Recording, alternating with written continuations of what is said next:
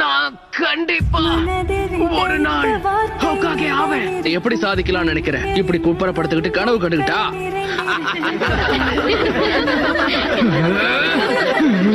அது அந்த பையன் தானே கூட்டத்திலே தோத்து போன ஒரே ஆளு.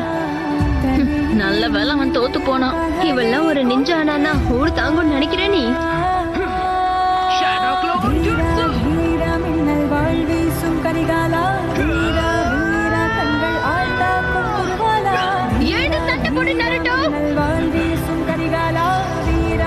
என்ன மன்னிச்சிடு. உன்னால கண்டிப்பா ஹோகாகே ஆக முடியாது. ஏன்னா இந்த இடத்துல என்ன அடிச்சுக்க ஆளே கிடையாது.